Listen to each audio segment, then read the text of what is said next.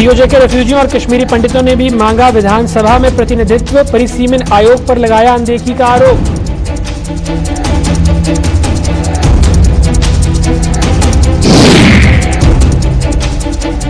Christmas के त्योहार का शुरू हुआ काउंटडाउन, लोगों ने की साज सजावट के सामान की खरीदारी, खूबसूरत ढंग से सजे सभी गिरजाघर।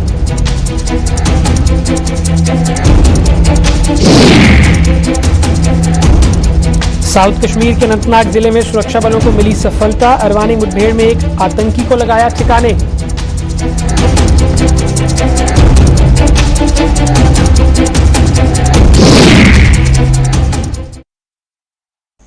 नमस्कार, जम्मू कश्मीर का एक खास बुलेटिन देख रहे हैं आप। मैं हूं आपके साथ हर्षवर्धन सिंह। तो आइए रुख करते हैं आज की खबरों का। पीओजे के रेफ्यूजियों फ्रंट ने सरकार से उन्हें विधानसभा में प्रतिनिधित्व देने और पीओजेके की 24 सीटों का फैसला करने की मांग की है। अपनी इस मांग को लेकर इन रेफ्यूजियों ने जम्मू में आज प्रदर्शन किया। प्रदर्शन की अगुवाई कर रहे पीओजेके रेफ्यूजी फ्रंट के प्रधान युद्धवीर सिंह ने कहा कि परिसीमन आयोग ने अपना ड्राफ्ट सरकार को सौंप दिया है, लेकिन इसमें ना तो पीओके की सीटों का कोई जिक्र है और ना ही वहां से आए लोगों का। युद्धवीर सिंह ने कहा कि 74 वर्षों से ये रेफ्यूजी सरकार में अपनी भागीदारी का इंतजार कर रहे हैं, लेकिन उनकी ओर कोई ध्यान नहीं दे रहा। डिलिमिटेशन की बात हुई है, रोज पेपर में आ रहा है, लेकिन हमारा पीओजे के रिफ्यूजी का उसमें कोई हवाला नहीं है। सिर्फ ये लिख देते हैं कि पीओजे की 24 सीटें सुरक्षित हैं। कहाँ सुरक्षित हैं वो?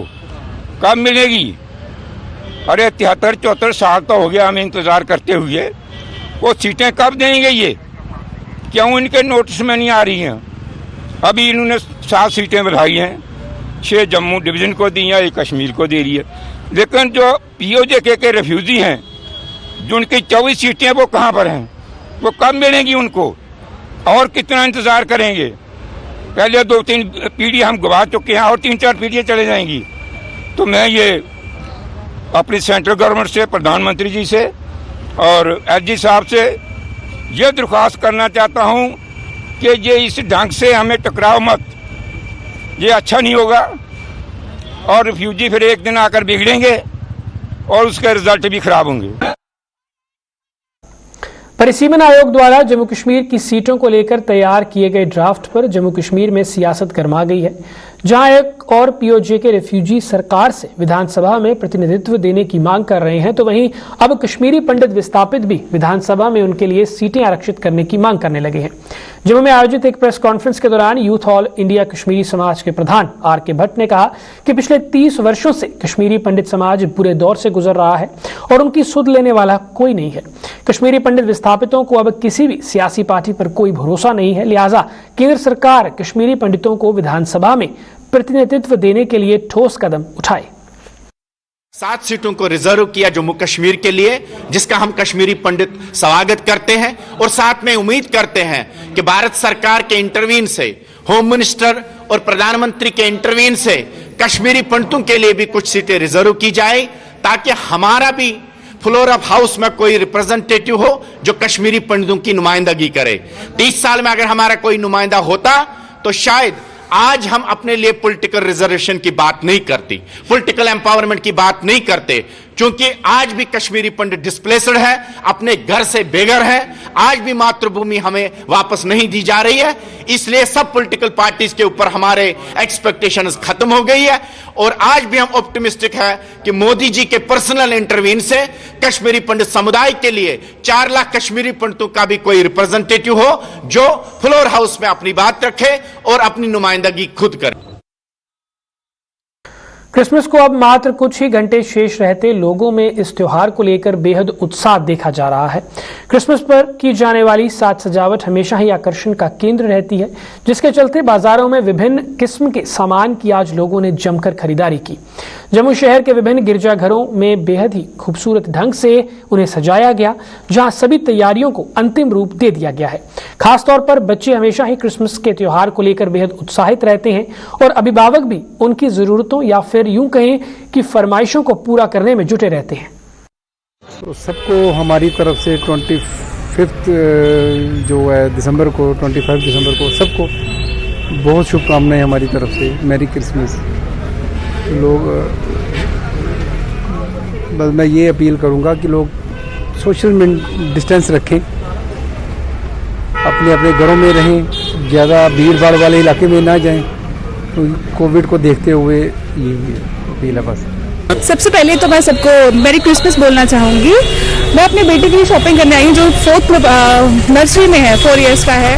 उसके लिए क्रिसमस ट्री वगैरह सारी आज ही तैयारियाँ करेंगे, आज ही प्रॉपर हर तरीके से गिफ्ट्स वगैरह लेंगे। तो इस तरह से सेलिब्रेट करना चाहेंगे हम। तो यही है कि पीस हारमोनी बनी रहे स्टेट में। जो हालात हैं सभी जानते हैं, सभी वाकिफ हैं उनसे। बस पीस और हारमोनी, और सेफ रहें, सिक्योर रहें। ओमिक्रॉन का भी खतरा है, थोड़ा अवॉइड करें। हम भी इसलिए जल्दी आए हैं, रश ना हो, फटाफट शॉपिंग करें और निकलें। बस यही है संदेश है। सेफ रहें और सुरक्षित रहें बस। Thank you, merry Christmas. कल सुबह 9:30 बजे का 25 तारीख का प्रार्थना यहाँ चर्च में होगा। तो ये कोरोना के बीच में हमें ये है कि तैयारी तो पूरी तरह है कि ये ईद तो मनाना ही मनाना है, तो सबसे बड़ा दिन यही है। तो लेकिन हम पब्लिक से भी हमारा गुजारिश है कि सभी ये कोरोना को इस हालात को मद्देनजर रखते हुए देख रहे कि जो कोविड SOP फॉलो करे, ताकि किसी को हमारे वजह से कोई दिक्कत ना हो। तो ये हमारे बाकी तो सारे बंदोबस्त यहाँ सिक्योरिटी का सारा बंदोबस्त किए हुए हैं। तो डिपार्टमेंट पुलिस के साथ अच्छी तरह कोऑपरेट करते हैं। उनके जिला अनंतनाग के मोमन हाल अरवानी इलाके में सुरक्षा बलों और आतंकवादियों के बीच आज हुई मुठभेड़ में एक आतंकी को मार गिराया गया। मारे गए आतंकवादी की अभी पहचान नहीं हो पाई है और ये आतंकी किस संगठन से संबंधित था, इस बारे में भी फिलहाल जानकारी नहीं मिल पाई है। जानकारी के अनुसार कश्मीर में आतंकवादियों के खिलाफ अपना शिकंजा कसते हुए सुरक्षा बलों ने आज सूत्रों से मिली जानकारी के आधार पर जिला अनंतनाग के मोमन हाल अरवानी इलाके में तलाशी अभियान शुरू किया। आज सुबह जैसे ही सुरक्षा बलों ने इलाके की घेराबंदी कर आतंकवादियों की तलाश शुरू की, तभी इलाके में छिपे आतंकियों ने सुरक्षा बलों पर गोलाबारी शुरू कर दी। हालांकि जवाबी कार्रवाई से पहले सुरक्षा बलों ने छिपे हुए आतंकवादियों को आत्मसमर्पण करने के लिए कहा, लेकिन उन्होंने हथियार डालने से इनकार कर दिया। सुरक्षा बलों ने भी आतंकवादियों की गोलाबारी का जवाब देना शुरू कर दिया। इस दौरान एक आतंकवादी को मार गिराया गया। इसके बाद गोलाबारी रुकने पर सुरक्षा बलों ने वहां से एक आतंकी का शव बरामद कर लिया, जिसकी अभी शिनाख्त नहीं हो पाई है।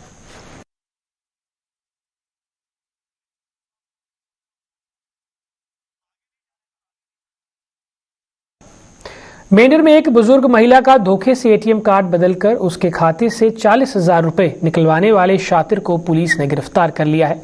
इस शातिर की पहचान 23 वर्षीय जावेद अहमद निवासी कसलबाड़ी मेंढर के रूप में की गई है, जिसने 40,000 रुपए की राशि बरामद की गई है। जावेद अहमद ने एटीएम में ही इस महिला की मदद करने के नाम पर उसका एटीएम कार्ड बदल लिया था। मेंढर के SDPO जहीर अब्बास जाफरी ने खासतौर पर बुजुर्ग लोगों से अपील की है कि वो बैंक या फिर एटीएम से रुपए निकलवाते वक्त अपने साथ घर के किसी पढ़े लिखे सदस्य को जरूर लेकर जाएं, ताकि ऐसी असामाजिक तत्वों से बचा जा सके। फिर बैंक में जो आप पैसे ज्यादा निकालने के लिए आते हैं बुजुर्ग हजरात, तो वो अपने साथ किसी बच्चे को या किसी अपने रिश्तेदार को साथ रखें, क्योंकि वो जब अकेले वहां से जाते हैं तो लोग उन पर नजर रखते हैं और फिर ये ऐसे हालात पेश आते हैं कि कभी शिकायत आती है कि उनसे पैसे छीन लिए गए। हम किसी भी क्रिमिनल को माफ़ नहीं करेंगे। जराइम पेशा के लोगों को कैफरे किरदार तक पहुंचाना पुलिस का काम है और एक फ्री क्राइम फ्री सोसाइटी बनाने का हमने ख्वाब जो देखा उसको पूरा करेंगे इंशाल्लाह। लेकिन आपसे ये गुजारिश है कि आप भी जो है अपने तौर पर होशियार रहें और इन लोगों पर नज़र रखें, और अगर खुदा न खास्ता किसी से ऐसी ट्रेजेडी हो जाती है तो फौरन पुलिस को इतला दे। जिला रामबन में तेज रफ्तार ने आज एक नौजवान की जान ले ली। जिला के गुल घोड़ा गली इलाके में पेश आए सड़क हादसे में एक युवक की दर्दनाक मौत हो गई। यह हादसा तब पेश आया जब बाइक पर जा रहे गुलाम मोहम्मद वानी नाम के युवक को एक तेज रफ्तार ट्रक ने टक्कर मार दी। गुलाम मोहम्मद को गुल अस्पताल ले जाया गया, जहां उसकी गंभीर हालत के मद्देनजर डॉक्टरों ने उसे जिला अस्पताल रेफर कर दिया, लेकिन उसने जख्मों के ताव ना सहते हुए रास्ते में ही दम तोड़ दिया। स्थानीय लोगों ने गूल घोड़ागली मार्ग पर स्पीड ब्रेकर बनाए जाने की मांग की है ताकि तेज रफ्तार पर काबू पाया जा सके। इसलिए तो मैं दिलीप अथॉरिटी से ये गुजारिश करना चाहता हूँ कि स्पीड ब्रेकर बीच बीच में बनाए जाएं, जहाँ पे भी खास मोड़ वोड़ हैं, जहाँ पे आज गाड़ियाँ तेज़ चलती हैं, क्योंकि अब रोड कंक्रीट हो चुका है और इस पे चौरे पे स्लिप भी होती है, इसलिए स्पीड ब्रेकर होना बहुत ज़रूरी है। सुशासन सप्ताह के उपलक्ष्य पर जम्मू में आज ट्रांसपोर्ट डिपार्टमेंट की ओर से फिटनेस मेला लगाया गया। जम्मू के आरटीओ धनंतर सिंह की देखरेख में आयोजित इस फिटनेस मेले में यात्री व मालवाहक वाहनों की फिटनेस की जांच की गई और मौके पर फिटनेस सर्टिफिकेट भी जारी किए गए।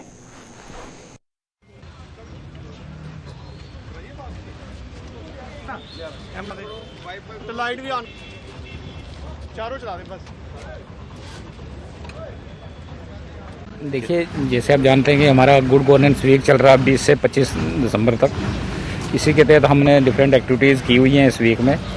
और आज का जो हमारा दिन है, ये जो बोर्ड ऑफ इंस्पेक्शन है, हमारा board of inspection passenger Jammu और board of inspection goods Jammu, 2 board हमारे हैं। इन्होंने आज फिटनेस मेला रखा हुआ है, जहाँ पे बोथ पैसेंजर व्हीकल्स और गुड्स व्हीकल्स की आज फिटनेस की जा रही है। और साथ में आज के ही दिन को फिटनेस सर्टिफिकेट भी इशू किया जा रहा है।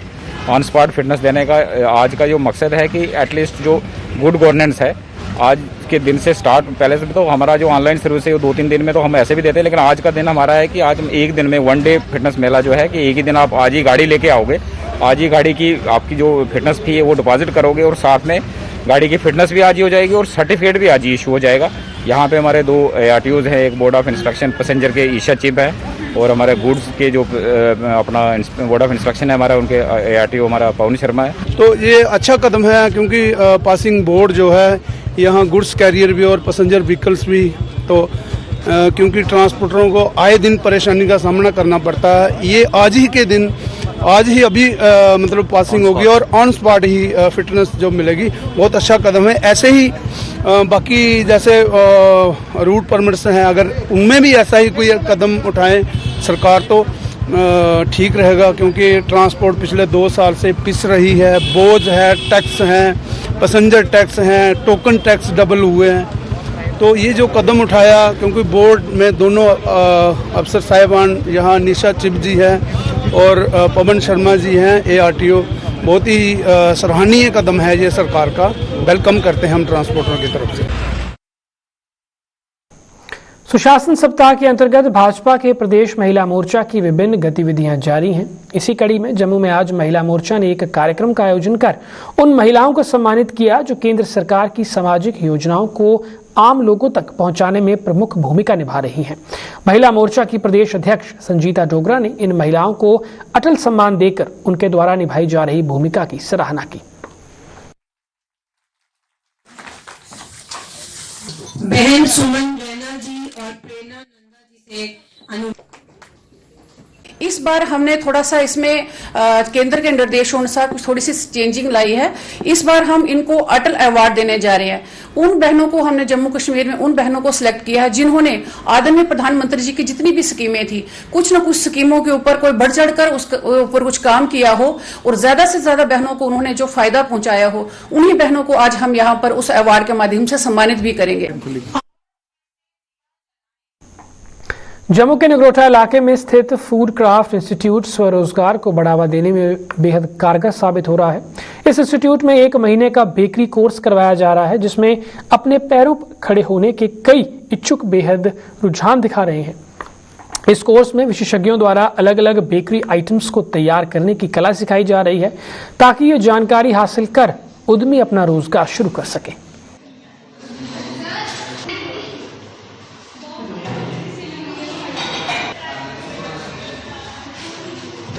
प्रोफेशन के रूप में इसको बनाना चाहती हूँ।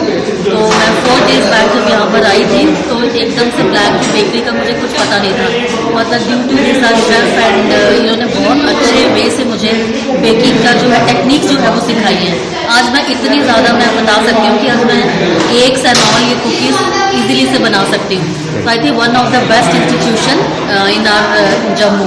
तो मेरा सबसे यही मैसेज है कि सबको आना चाहिए और यहाँ गवर्नमेंट जितना हमें बेनिफिट दे रही है उसका वो बेनिफिट उनको लेना चाहिए। अमित से मिले तो यहाँ पे उनके सिखाने का ढंग इतना अच्छा था कि हर कोई बच्चा बहुत आसानी से सीख पा रहा था।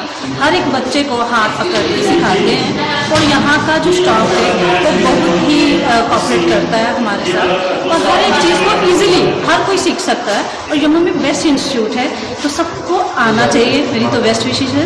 सर बेसिक जितनी भी बेकरी की आइटम्स होती हैं, ब्रेड आइटम्स, आगे पेस्ट्री आइटम्स आप पीछे देख सकते हो। हमने जो आज का जो मेन्यू प्लान किया है उसके अकॉर्डिंग ना कितने दिन का कोर्स है सर ये आई थिंक 1 मंथ का ये कोर्स चल रहा है यहाँ पे। अच्छा। जिसमें मतलब बेसिक जो बेकरी की स्किल्स वगैरह है वो इम्प्रूव करते हैं।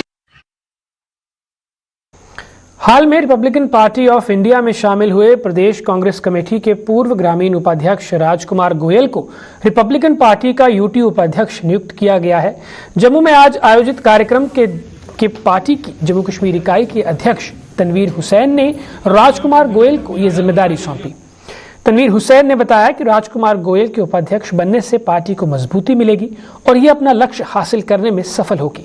वहीं उपाध्यक्ष बनने पर राजकुमार गोयल ने पार्टी हाईकमान का आभार जताया।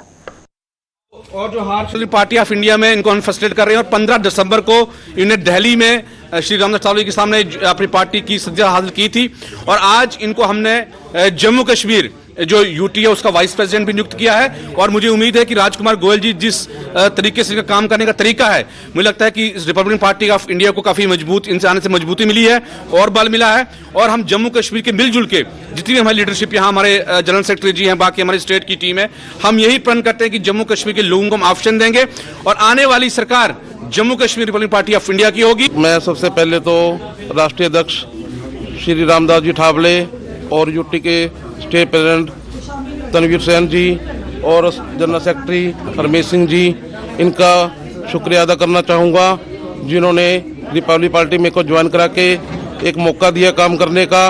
मैं आप लोगों को आश्वासन देता हूँ रिपब्लिकन पार्टी को इतना आगे लेके जाएंगे। जम्मू कश्मीर प्रशासन पर छोटे निजी स्कूलों को प्रताड़ित करने का आरोप लगाते हुए निजी स्कूलों की एसोसिएशन ने जम्मू में आज प्रदर्शन किया। एसोसिएशन ने प्रशासन द्वारा गठित की गई फिक्सेशन कमेटी को आड़े हाथों लेते हुए उस पर स्कूल रेगुलेटरी एक्ट का उल्लंघन करने का आरोप लगाया। एसोसिएशन ने आरोप लगाया कि ये कमेटी सुप्रीम कोर्ट के दिशा निर्देशों का पालन भी नहीं कर रही है। सरकार की नीति जो है दोगली है, वो नीचे स्कूलों जो छोटे स्कूल हैं, छोटे स्तर के स्कूल हैं, उनको दबाने का प्रयास कर रही है।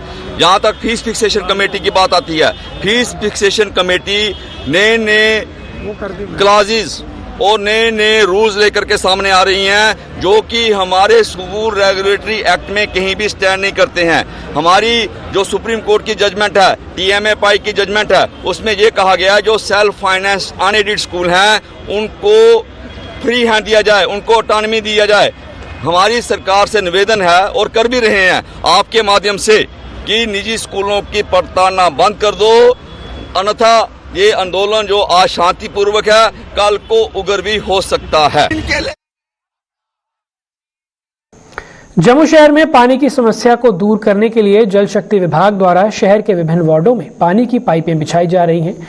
इसी कड़ी में जल शक्ति विभाग द्वारा वार्ड नंबर 58 में पानी पाइपें बिछाने का काम शुरू करवाया गया, जिसका उद्घाटन स्थानीय पार्षद तीर्थ कौर ने किया।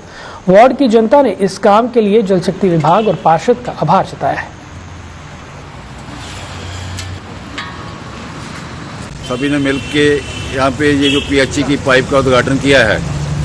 यहाँ पे बहुत पुरानी पिछले 5-7 साल से लोगों की पानी की जो टेल एंड में जो पानी की बहुत ज़्यादा प्रॉब्लम थी और जो अभी तो इस मौसम में तो तकरीबन चलो पानी की जो मुश्किलात ज़्यादा नहीं है, गर्मी के मौसम में यहाँ पे पानी की बड़ी ज़्यादा मुश्किलात रहती थी। ये औरतें घड़े और बाल्टियाँ लेके हमेशा बाहर आ जाती थी और मेरे को लगता है कि जो आज हम ये काम जो 8 लाख 8.5 लाख की लागत से जो काम शुरू करने जा रहे हैं, ये पानी की पाइपें ये जो है ट्यूबवेल इंडस्ट्री का जो ट्यूबवेल है वहाँ से लेके डायरेक्ट अंदर की जो मोहल्ले की जो गलियाँ वहाँ तक जाएंगी। इससे हमें लगता है कि जब पानी की पूरी शॉर्टेज खत्म हो जाएगी। पंजाब में किसान आंदोलन से जम्मू में फंसे बाहरी राज्यों के यात्रियों को खासी दिक्कतों का सामना करना पड़ रहा है। यात्रियों की संख्या के हिसाब से वाहन उपलब्ध नहीं हो रहे हैं। पहले जो यात्री रेलगाड़ियों में सफर करते थे उन्होंने बस और टैक्सियों की ओर रुख करना शुरू कर दिया है। जम्मू से रवाना होने वाले यात्रियों में सबसे अधिक यात्री माता वैष्णो देवी की यात्रा कर अपने घरों पर लौटने वाले हैं। आज लगातार चौथे दिन भी जम्मू रेलवे स्टेशन के बाहर कई यात्री दरबदर होते रहे। उन्होंने आरोप लगाया कि प्रशासन द्वारा कोई व्यवस्था न किए जाने पर उनकी दिक्कतें खत्म होने का नाम नहीं ले रही हैं और बस वाले भी उनसे कई गुना अधिक किराया मांग रहे हैं, जिन पर नकेल कसने के लिए कोई कदम नहीं उठाया जा रहा।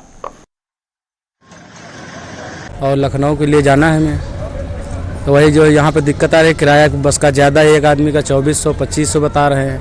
अब कुछ लोगों के पास बजट है, कुछ लोगों के पास नहीं है, तो वही कर रहे हैं कि जैसे वहाँ से कोई हमारा DCM आ जाए तो हम उससे निकल जाएं, उसी के लिए जा रहे थे। रहने खाने का क्या, किराए पे जाओ तो वो भी बता रहे हैं 500 रुपये 600 रुपये रूम। अब जानते हैं घर से हमारी, हम रुकेंगे यहाँ, तो इसलिए वहाँ नहीं रुके, फिर रेलवे स्टेशन पर रुके। हाँ, ये चीज़ तो कोई पक्की नहीं है कि 26 को खुलेगी, कोई पक्का नहीं। हो सकता है मान लीजिए इतनी भीड़ है, टिकट मिले या ना मिले, कोई पक्का तो भीड़ तो नहीं है कि मिल सकती है ट्रेन। यहाँ पे हम लोग बहुत परेशान है सर, पैसा नहीं है, यहाँ पे परेशानी बहुत ज़्यादा है, पैसा है ही नहीं, एकदम खत्म हो गया, जेब खाली है। जाने के लिए हम लोग के पास कोई व्यवस्था नहीं है। बस वाले 2500 मांग रहे हैं और हम लोग का टिकट है लेकिन ट्रेन आ नहीं रही है, ट्रेन कैंसिल है। गोरखपुर जाने के लिए बहुत परेशान है हम लोग। जम्मू वाली सरकार अब क्या कर रही है, कोई यहाँ पे हम लोग को पता ही नहीं चल रहा क्या हो रहा है। परेशान है हम लोग, भटक रहे हैं इधर उधर। मुझे ये सरकार कोई समझ में नहीं आ रही बिल्कुल भी। पहले नोटबंदी किया, फिर लॉकडाउन लगाया, फिर कोरोना का किया, फिर उसके बाद में अब ये रेलवे कर दिया। ऐसा क्यों हो रहा है? पिछले 50 सालों में 40 सालों में ऐसा कभी नहीं कोई सरकार में। ये सरकार की आई है, इतना परेशान है जनता क्यों? बार बार किसान ही मांग कर रहा है, ऐसा बार बार पब्लिक साथ में क्यों हो रहा है? अब जहाँ पे लोग वही फंसे पड़े हैं, किसी के पास पैसा है, किसी के पास नहीं है। आज 6 दिन हो गए हमको परेशान होते हुए। इस सरकार में तो बिल्कुल बेइंतहा परेशान हो गए। जो बात है, ये सरकार को तो बेइंतहा हटनी चाहिए। इसके मुद्दे तो निकाला जाए। इसका मुद्दा 1 घंटे 2 घंटे 3 घंटे में तो पूरा 6-6 दिन महीना भर होता है क्या? इसका मुद्दा जो होता है, रेल बंद पड़ी है, हम समस्या में पड़े हैं, इसका मुद्दा 1 घंटे में 2 घंटे में निर्णय होता है कि 6 दिन महीने पे लग जाते हैं क्या? जम्मू के DRDO अस्पताल में कोरोना से संक्रमित एक और अंतर्राष्ट्रीय यात्री को भर्ती कराया गया है। दुबई से लौटे इस यात्री का सैंपल ओमिक्रॉन की आशंका के चलते जीनोम सीक्वेंसिंग के लिए दिल्ली स्थित लैब में भेजा गया था। DRDO में कोरोना संक्रमित एक और मरीज की भर्ती होने से इस अस्पताल में अब ऐसे मरीजों की संख्या 2 हो चुकी है और इससे पहले भर्ती मरीज स्वस्थ होकर अपने अपने घर लौट चुके हैं। दूसरी ओर GMC अस्पताल में मौजूदा समय में कोरोना से संक्रमित 7 मरीज भर्ती हैं। हमारे पास जो एडमिटेड पेशेंट्स थे उनमें से 2 पेशेंट्स जो हैं वो स्वस्थ होके डिस्चार्ज होके वो घर चले गए हैं। अभी कुल मिलाकर हमारे पास पेशेंट्स 9 पेशेंट्स हैं, जिनमें से 7 पेशेंट्स जो है गवर्नमेंट मेडिकल कॉलेज बख्शीनगर वाले हॉस्पिटल में हैं और 2 पेशेंट्स हमारे DRDO हॉस्पिटल भगवती नगर में एडमिट हैं। जो भगवती नगर में हमारे पास पेशेंट्स एडमिटेड हैं उनमें से 3 दिन पहले एक पेशेंट जो है वो फॉरेन ट्रैवलर जो थे USA से आए थे, वो एडमिटेड हैं और आज जो है एक पेशेंट और एडमिट हुए हैं, वो दुबई से एडमिट हुए हैं। तो उनके जो RT-PCR सैंपल जो हैं वो हुए हैं और उनका जीनोम सीक्वेंसिंग के लिए जो है दिल्ली की लैब में सैंपल जा चुका है। आपके माध्यम से जैसे बार बार हर बारी यही रिक्वेस्ट की जाती है सभी लोगों से, स्पेशली ये जो प्रिवेलिंग सर्कमस्टांसेस हैं जिसमें ओमिक्रॉन के केसेस भी आना स्टार्ट हो गए हैं। सो इस पैंडेमिक से बचने के लिए जो तरीके हैं वो सबसे इम्पोर्टेंट है Covid appropriate behaviour. Rajouri Poonch को कश्मीर घाटी से जोड़ने वाली ऐतिहासिक मुगल रोड पर यातायात बहाल होने के फिलहाल कोई आसार नजर नहीं आ रहे हैं। वीरवार को हुई बर्फबारी के मद्देनजर प्रशासन ने मुगल रोड पर यातायात दोनों ओर से रोक दिया था। मुगल रोड पर कई जगह पानी जमकर शीशे की परत का रूप ले चुका है, जिस पर गाड़ी चलाना खतरे से खाली नहीं है। मुगल रोड बतौर एक्सियन सेवाएं दे रहे लियाकत अली ने बताया कि अगले 3-4 दिन यातायात बहाल नहीं हो पाएगा और उसके बाद भारी बर्फबारी की आशंका जताई गई है, जिसके चलते अभी लोगों को इस मार्ग पर सफर करने के लिए लंबा इंतजार करना पड़ सकता है। फिलहाल बुलेटिन में इतना ही। मुझे दीजिए इजाजत। नमस्कार।